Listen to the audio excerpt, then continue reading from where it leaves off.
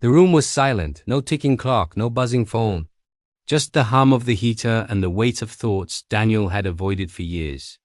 He sat alone on the edge of the bed, staring at the plain white wall, wondering how he had ended up here. This wasn't how his life was supposed to look. Once, Daniel had been full of energy, dreaming, planning, believing. He was the one people said would make it. He worked hard, took risks, and chased opportunity wherever it appeared. But somewhere between trying to be strong and pretending everything was fine, he lost himself. Burnout didn't arrive loudly. It came quietly, missed sleep, constant anxiety, a smile that felt heavier each day. When Daniel finally collapsed at work, the doctor didn't give him dramatic news. Just one sentence. You're exhausted. Not weak, just empty.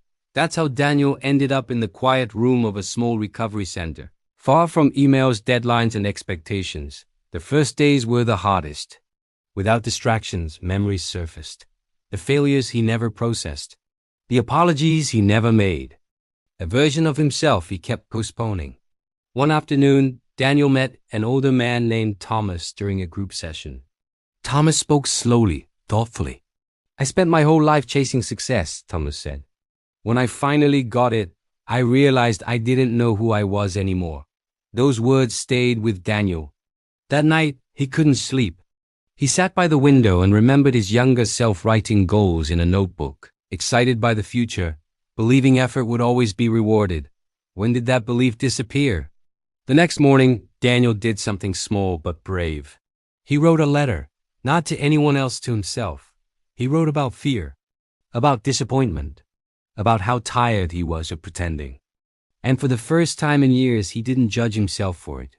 Day by day, Daniel began to rebuild not his career, but his foundation. He took walks without checking his phone. He listened instead of explaining. He learned to rest without guilt. One evening, Thomas sat beside him. You don't need to rush back, Thomas said. You need to return differently. Those words changed everything.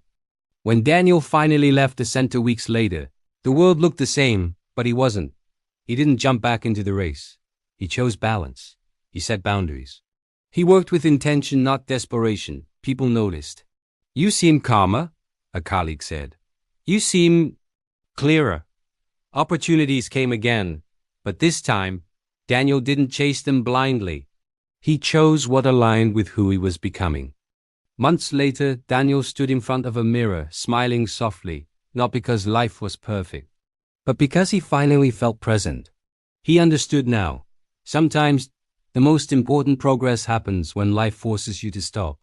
And sometimes, the quietest rooms help you hear the truth you've been avoiding all along. Daniel stepped forward, not faster, but stronger.